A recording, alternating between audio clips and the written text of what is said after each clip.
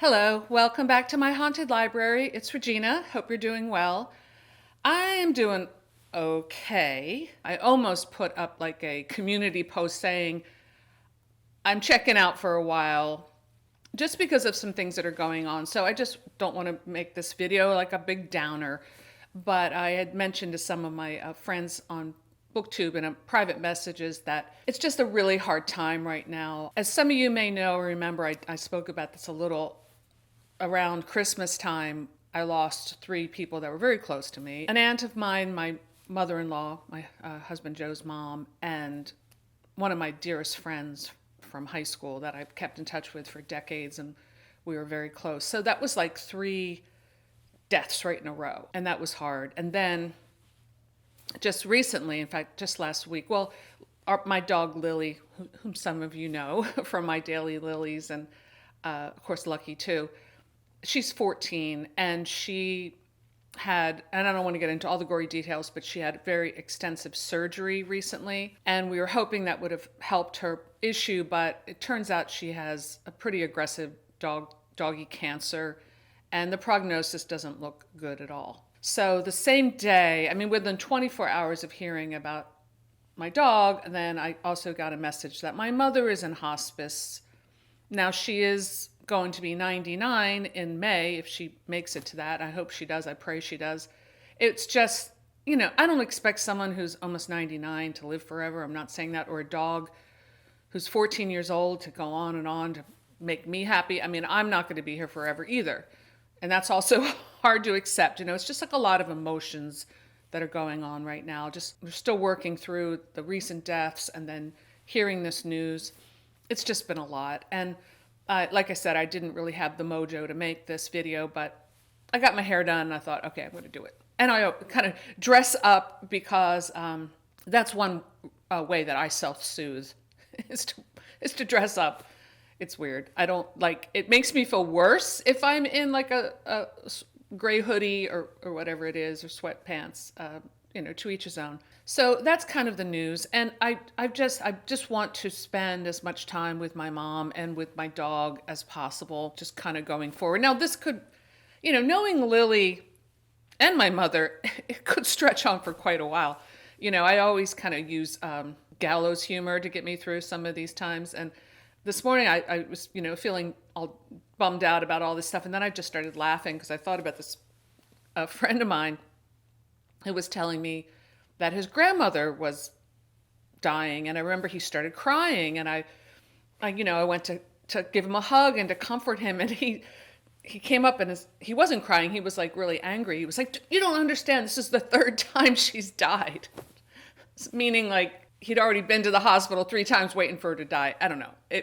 We both started laughing. When I say I try to bring humor into it, it's not that I really am trying. It's just, it's a coping mechanism, if you catch my drift. But recently I was thinking about Lily, and she seems to be doing okay. She doesn't seem like she's in pain. We are, this whole process of surgery was not only drawn out, it was extremely expensive. And I know a lot of pet owners face that, without insurance or whatever, it's thousands and thousands of dollars.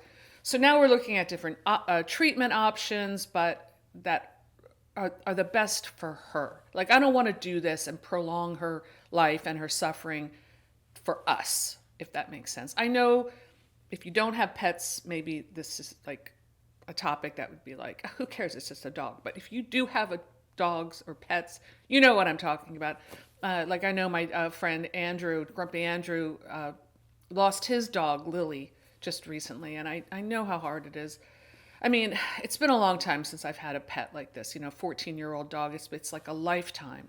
And I was reminded just recently, and not that she's gone yet, I'm just saying, I'm just in that place where I'm pairing myself. But we were walking, we love to do our long hikes. And I have videos and vlogs where we're hiking together. So it just seemed like very recently that we were able to do that. But last summer I took her on that hike, and I've since started doing it with Lucky. But last summer I took her on that hike, and she only made it like, I don't know, half a mile before I had to carry her. And I remember I had her like kind of up on my shoulder. She's 15 pounds. It's pretty heavy. And I remember just saying to her, you know what, Lily, I am going to be with you. I took a little vow, I'm going to be with you every step of the way, moving forward. So, I took that vow to her. So we're going to be there for her. And my mother too. I feel like my mother is a secondary person in this. That's not at all true. I mean, that's a whole other thing, but that's more private, Anyway, so let's talk about Gothic literature. Since I'm in such a Gothic place, mood-wise, this is going to be a little bit of a wrap-up of the Gothic Hearts Reading Challenge. I do have to apologize to my co-hosts, who are all wonderful. I'm going to list them all below. Please subscribe to them. A lot of them don't have really large channels, and they should. Like, they're great channels. Please do subscribe.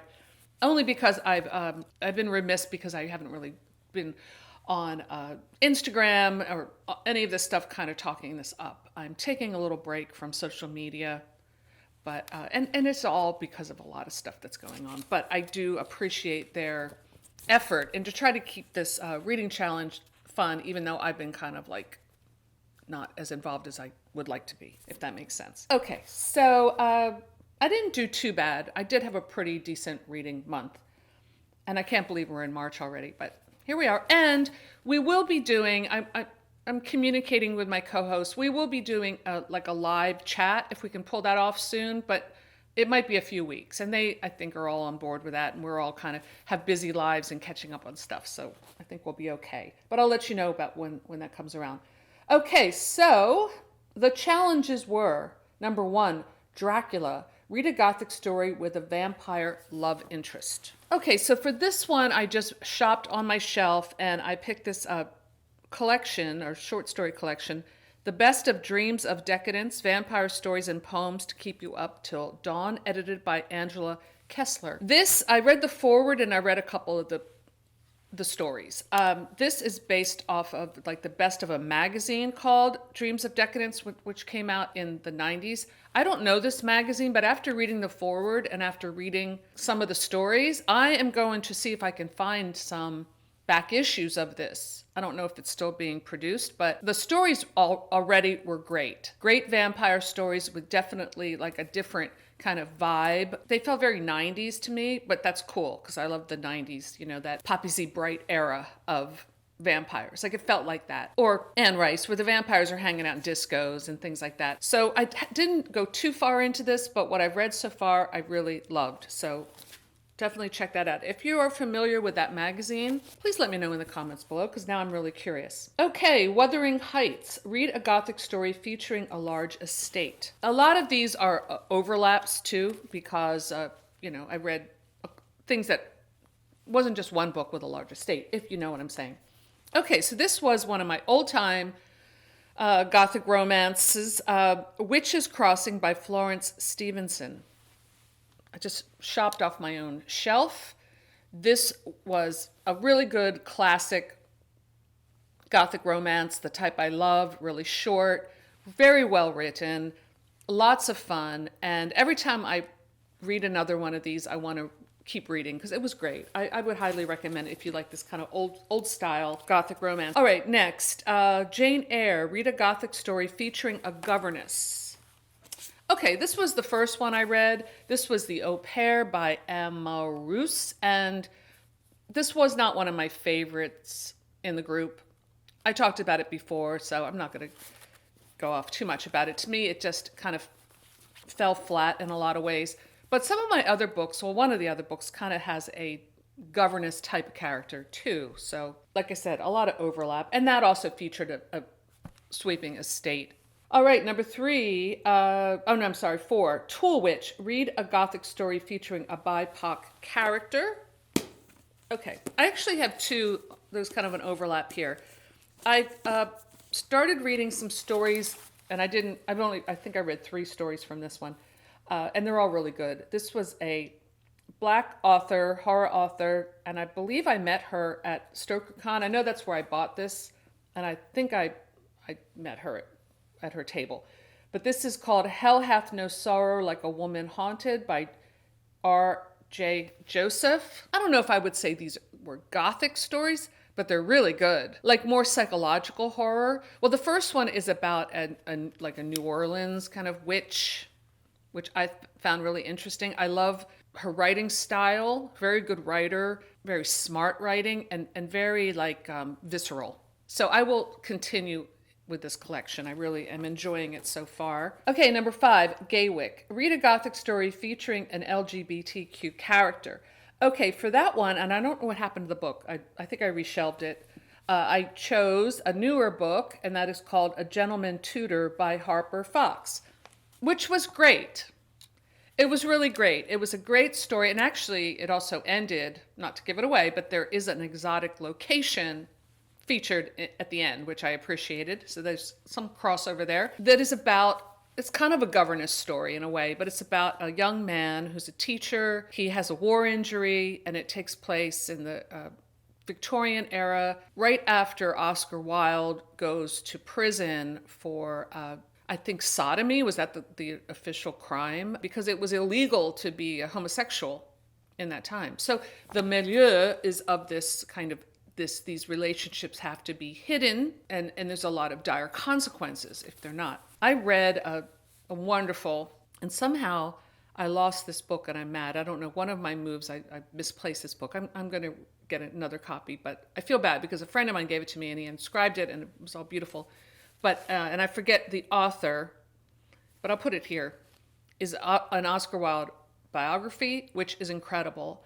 And it gets into the whole trial and Lord Alfred Douglas, his young lover, and his father, his vengeful father, who the Earl of Queensberry, who was a pugilist, a boxer. The Queensberry rules were in boxing were developed by this man.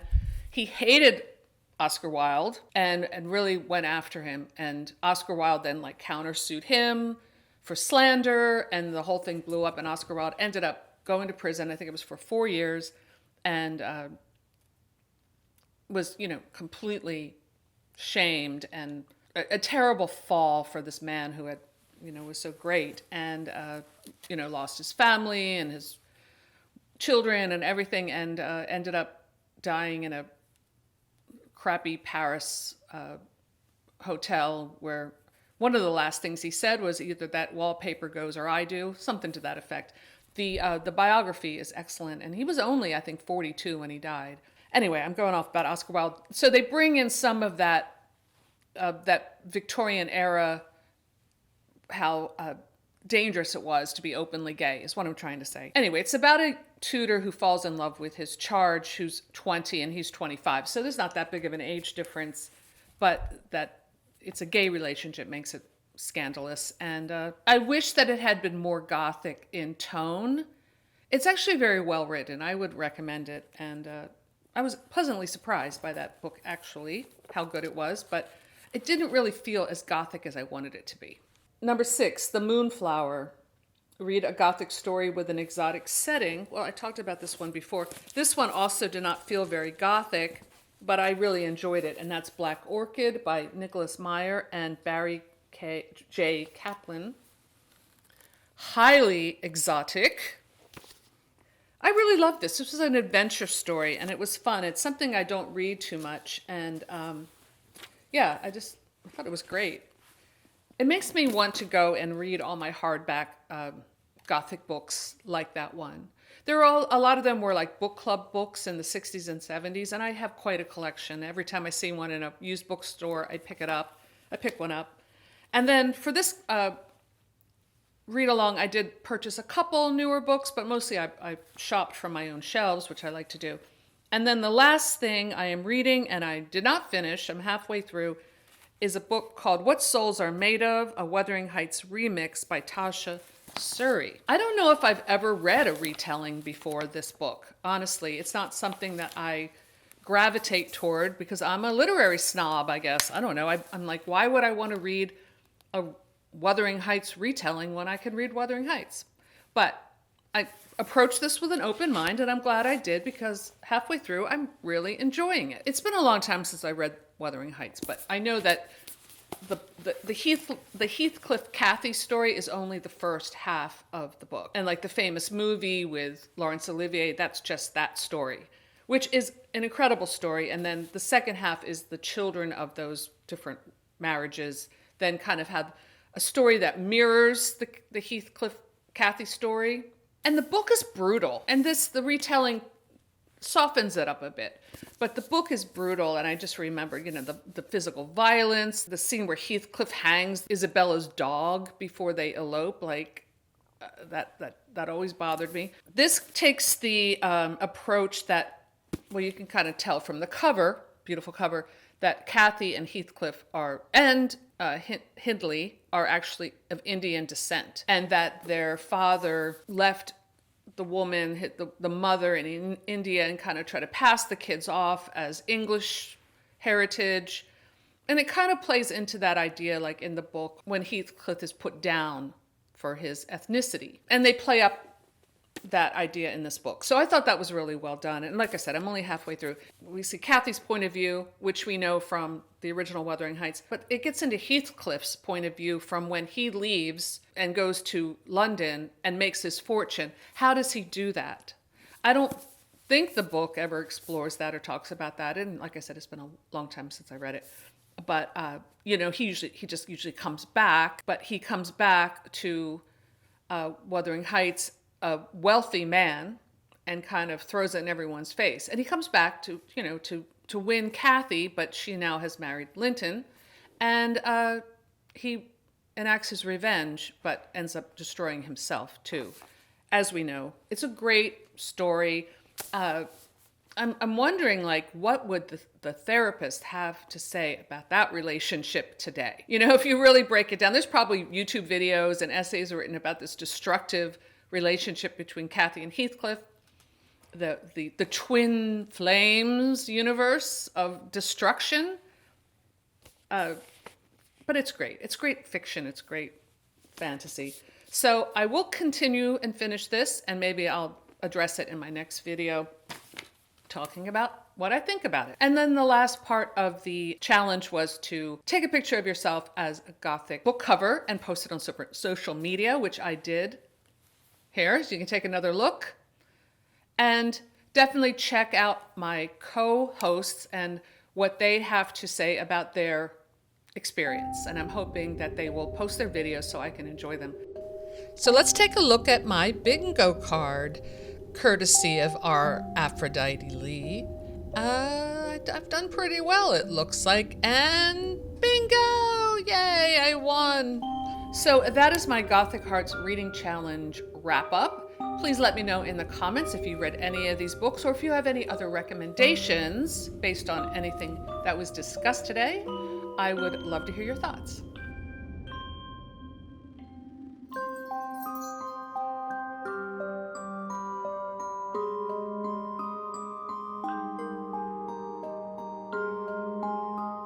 So that's all I have for today. Thanks for stopping by my haunted library, and I'll see you soon. Bye.